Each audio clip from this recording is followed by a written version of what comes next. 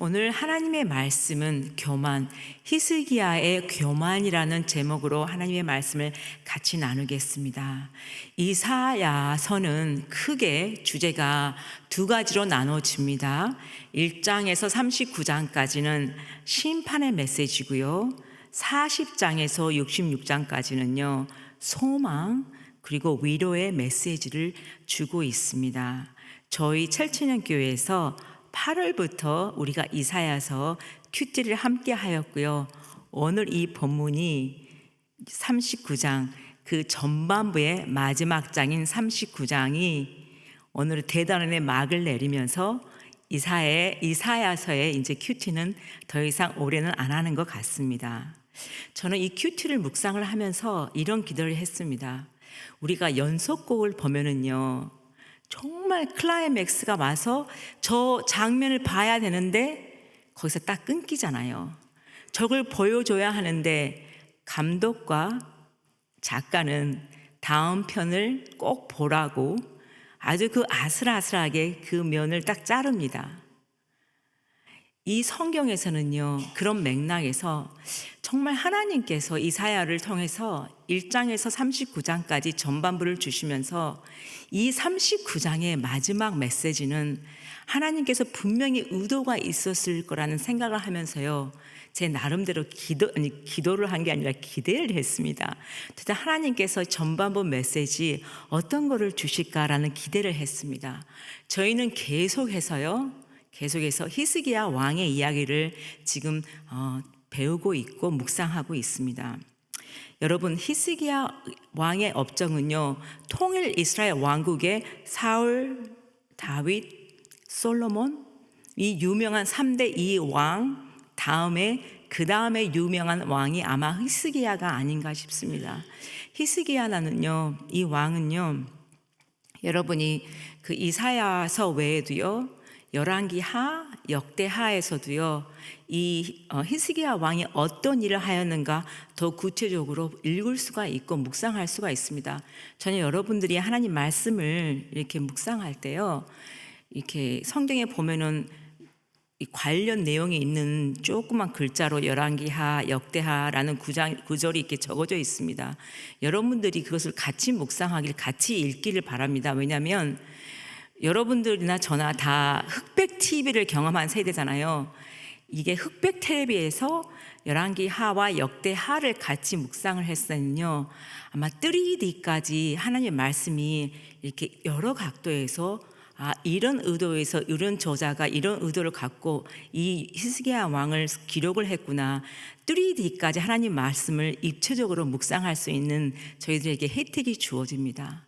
그래서 역대하, 열왕기하에는요, 똑같은 본문이 기록이 되기도 하지만 또 다른 어떤 의도로서 기록되는 부분들이 있다는 것을 여러분께서 염두에 주시고요.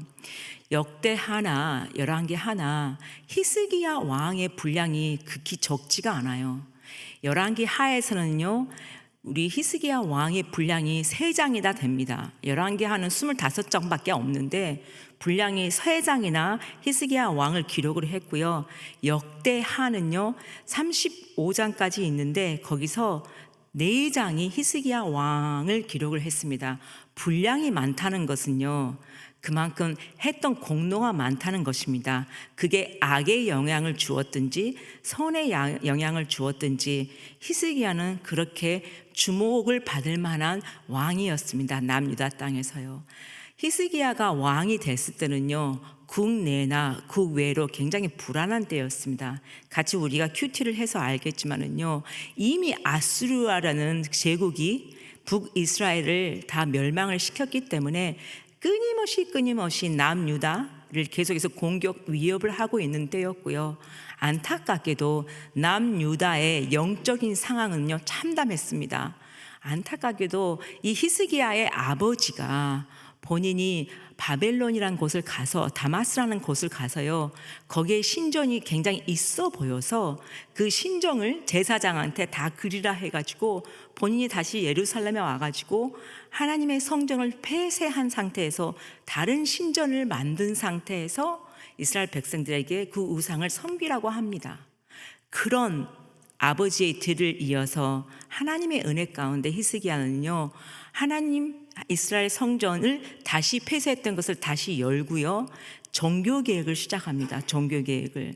그래서 성전을 정화를 하고요, 또 유월절을 다시 지키게 하고요, 이스라엘 백성들이 지었던 그 우상들, 산당들 다 제거하고요, 그리고 모세가 광야에서 세워놨던 그 놋뱀을 다, 그게 우상이 되기 때문에 다 제거를 하는 종교적인 그 계획을 철저히 지켜나갑니다. 그래서 유월절이 다시 한번 성대하게 지켜졌고요, 성전을 지킬 수 있는 봉사 제도를 다시 정비했습니다. 그리고 끝으로 히스기야는요, 기도하는 리더였습니다. 기도하는 왕이었습니다. 무슨 일이 생길 때마다 좌로나 우로나 치우치지 않고 본인이 있어야 할 자리가 기도의 자리란 것을 너무나 아는 왕이었고요, 그리고 중보 기도의 능력이 얼마나 크다는 것을 아는 왕이었습니다. 본인이 정말로 아수르 제국에 있는 사네립이 그 이스라엘 왕을 능욕하고 처참하게 짓밟을 때 그가 이사야에게 중보 기도를 같이 할 것을 부탁을 하고요, 그가 하나님이 하나님 되심을 보여달라고 기도의 자리에서 기도하는 자였고요, 본인이 병에 들어서 본인이 죽을 수밖에 없는 상황이란 것을 알았을 때 통곡을 하면서 하나님에게 긍휼을 베풀어 달라고 기도하는, 기도가 앞서가는 왕이었습니다. 이게 이사야 38장까지 이야기입니다. 39장이 이스라엘의 멋진 신앙의 리더십을 발휘하는 이 히스기야의 왕의 이야기로 39장이 너무 끝났으면 좋을 건데, 우리가 지금 읽어본 이 본문은요, 그런 내용이 아니에요. 너무나 안타깝게도, 아니 히스기야가 왜 그러지? 의아할 정도의 행동을 취합니다. 열왕기 하에서는 이런 해석이 안 나왔지만은요, 역대하에서는 어떻게 해석이 나오냐면요, 저희들 이 본문은 이러한 사건이 있었다, 그래서 히스기야가 교만함으로써 하나님이 영광을 취할 자리에 본인이 그 자리에 있게 됨으로써 하나님이 유다 백성을 하나님이 정한 시간에 바벨론이라는 그 적에 의해서 멸망당할 거라는 그 메시지를 줍니다. 정말 히스기야가 잘 나갔을 때 끝이 맺히면 좋을 텐데요, 너무나 안타깝게 이런 마음 아프고 슬픈 이야기로 끝이 맺습니다. 그런데 역대하 32장에서는요, 이 부분을 어떻게 해석을 하냐면요, 이렇게 해석을 합니다. 제가 읽어드리겠습니다. 그때에 32장 24절에서 25절은 역대하 기자가요, 히스기야 왕에게 하나의 단어를 더 첨부하면서 이렇게 표현을 합니다. 그때 히스기야가 병들어 죽게 되었으므로 여호와께 기도하매 여호와께서 그에게 대답하시고 또 이적을 보이셨으나 히스기야가 마음이 교만하여 그 받은 은혜를 보답하지 아니하므로 진노가 그와 유다와 예루살렘에게 내리게 되었더니, 교만이라는 단어가 이스라엘 역사를 되돌아봤을 때 히스기야가 교만했다는 그 재해석이 역다해에서 들어갑니다. 그래서 32장 31절에서는요, 오늘 우리가 읽었던 본문을 가지고 이런 기록이 적어져 있습니다. 그러나 바벨론 방백들이 히스기야에게 사신을 보내어 그 땅에서 나타난 이적을 물을 때에 하나님이 히스기야를 떠나시고 그의 심중에 있는 것을 다 알고자 하사 시험하셨더라. 하나님은 바벨론에 있는 방백들이, 그 사절단들이 예루살렘에 왔을 때 히스기야 그 깊은 마음 중심에 교만한 마음이 있던 것을 하나님은 아셨어요. 아셨기 때문에 정말 히스기야가 어떤 태도를 취하는가 보고자 시험하셨다고 말씀을 하십니다. 즉 히스기야가 하나님 앞에서 얼마나 교만한 죄를 졌다고 역대하는 기록하고 있습니다. 교만이라는 원어적 의미는요, 간단합니다. 높아짐입니다. 즉 이 교만함은요, 스스로가 우월감에 심취해 있어서 자기가 온전히 자기 중심적이 되고요, 자기 외에는 어떤 것도 만족되지 만족할 것이 없는 상태를 가바흐라는 높아짐, 교만의 언어의 의미입니다. 사람이 마음이 높아지면은요, 우리가 어디 자리에 있는지 아십니까? 하나님 자리에 있습니다. 그게 에스겔서 28장 2절이 말씀합니다. 내가 온전히 내 마음의 중심에 똘똘 뭉쳐 있으면요, 하나님은 그 자리에 없습니다. 이건 여러분이나 저나 다 경험을 했을 거라고 저는 봅니다. 그래서 성경은 말씀합니다. 교만한 자의 마음 중심에는요, 하나님이 없기 때문에 결과적으로 그러한 자에게 오는 것은 패망이라고 하나님의 말씀을 가르치고 있습니다.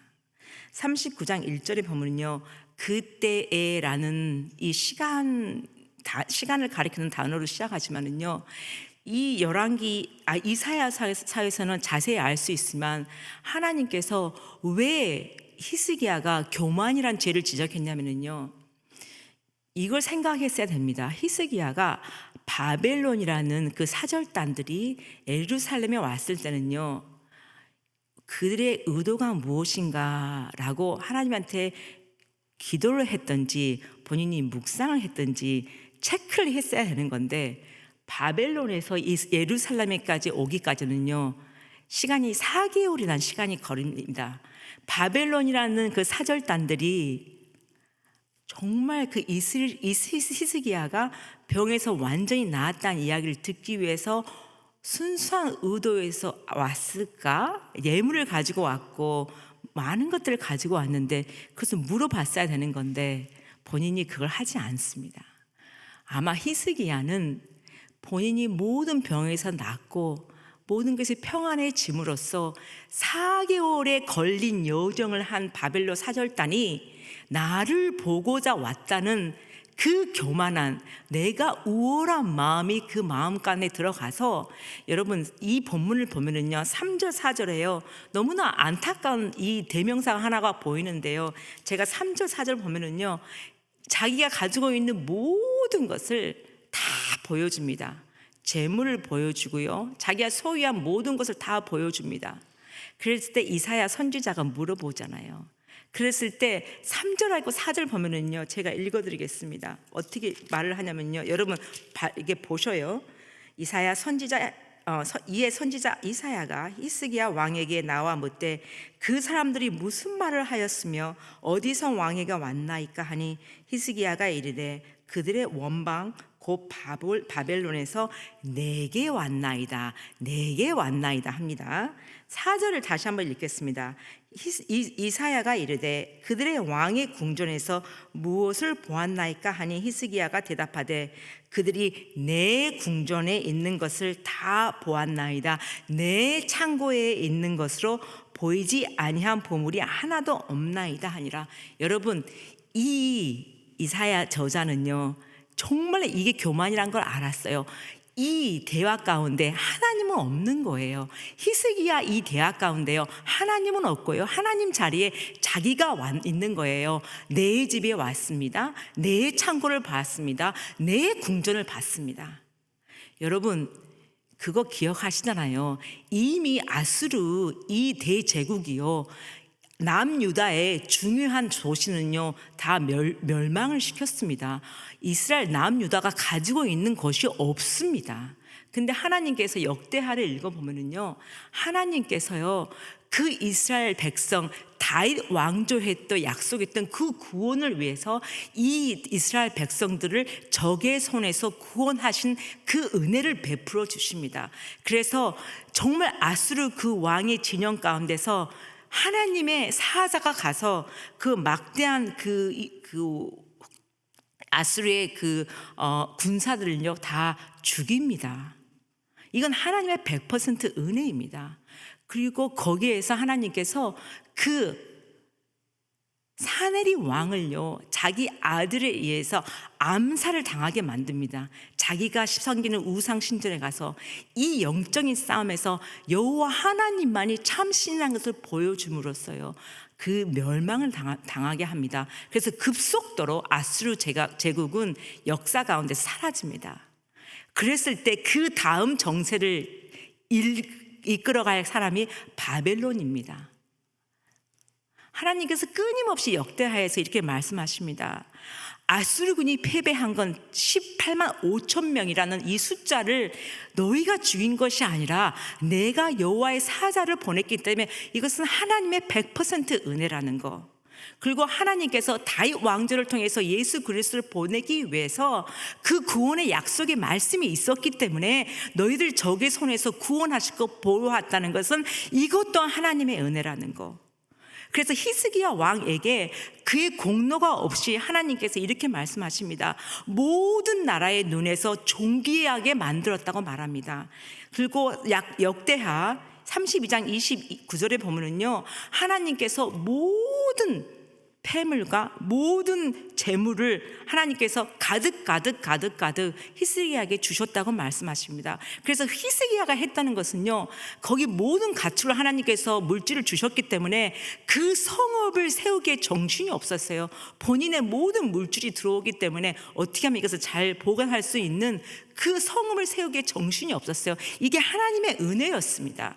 본인이 가지고 있는 소유물이요, 본인이 잘나서 얻어지는 게 하나도 없었고 하나님의 은혜로 주신 건데, 우리 본문에서 읽은 것처럼 내 집, 내 창고, 내 보물, 하나님이 받아야 할 영광과 그 바벨론의 사절단이 왔을 때 하나님이 너를 정말로 신명막측한 방법으로 해시계가 10도가 뒤로 가게 함으로써 증거를 주시고 죽을 수밖에 없는 너를 위해서 살리신 그 이적을 목격하러 온 그 바벨론 사절단에게 히스기야가 전해야 했던 것은 여호와 하나님, 이스라엘 여호와 하나님이 정말 진정한 하나님이시라는 것을 선포하고 가르치고 믿게 하게 만들어야 하는 것이 그가 해야 할 본분인데 그걸 못 해버렸어요. 여러분, 이 본문을 보면서요, 정말 저는 히스기야 모습에서 나의 모습을 봅니다. 모든 사람은 모를 수 있지만 그 모든 사람들이 자기들에게 조명을 주고 본인이 모든 물질을 가지고 있고 부와 기와 명예가 있는 상태에서 어느 사람이 그 조금이라도 나는 이게 당연히 받아야 할 사람이지 라고 말 안 할 사람이 있을까요? 우리가 너무너무 힘들었을 때는, 히스기야가 너무너무 힘들었을 때는 납작 엎드려서 하나님 앞에서 기도했던 그 왕이 모든 것이 평안함으로써 본인이 하나님의 자리에서 자기의 허세와 영광과 자기의 이름을 드러내는 모습을 보면서요, 그게 나의 모습이고 그게 여러분의 모습이란 것을 발견합니다. 여러분, 너무나 안타까운 것은 그 히스기야 2절에 보면은요, 본문 읽은 2절에 보면은요, 히스기야가 기뻐했다고 말을 합니다. 바벨론 사절단이 4개월을 걸려가지고 본인의 성에 왔을 때 기뻐했다는 단어가 있어요. 뭐에 기뻐했습니까? 아, 나는 이렇게 대단한 사람이구나, 나를 알아주구나, 모든 자기의 스팟라이트를 히스기야 받으면서 기뻐했다고 합니다. 우리는 이 본문을 통해서요, 하나님은 왜 39장에 그 전반부에 하나님의 심판한 메시지의 마지막 이 장에서 왜 이 말씀을 주셨을까? 우리가 성경을 봐고 주위의 모든 사람을 봐도 모든 인간은 죄인이라는 겁니다.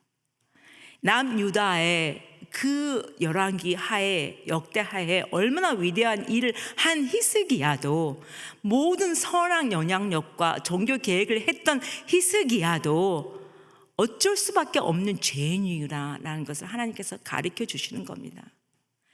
근데 너무나 여기에 반전이 있어요.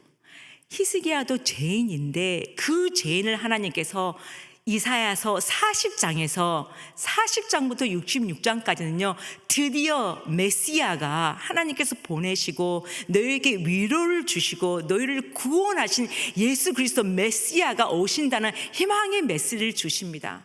그게 반전입니다.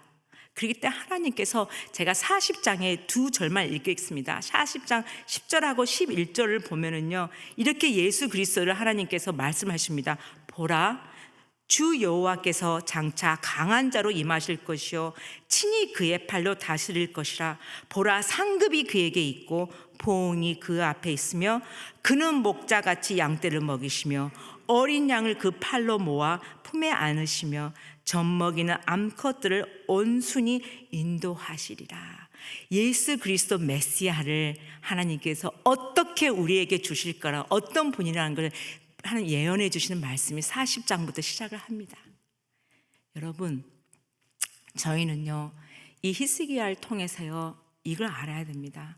정말 인간에게는 소망이 없구나. 인간을 내세울 것이 하나도 없고 인간 때문에 우리가 실망할 필요가 없구나. 인간을 자랑해서도 안 되지만 인간 때문에 실망하고 좌절할 필요가 없구나 라는 것을 저희가 배워야 됩니다. 딱 한 분 100% 인간이자 100% 하나님으로 오신 그 예수 그리스도 그 한 분만이 내가 온전히 마음을 들여 할 분이고 내가 매 순간 매 순간 그 은혜를 구해야 하는 존재구나 라는 것을 인식하고 그 은혜를 간구하는 게 우리가 해야 할 성도의 입장이구나, 본분이구나 라는 것을 깨닫는 것이 이사야가 39장에서 가르쳐주는 메시지라고 생각을 합니다. 여러분, 사도 바울이 이렇게 말씀하십니다.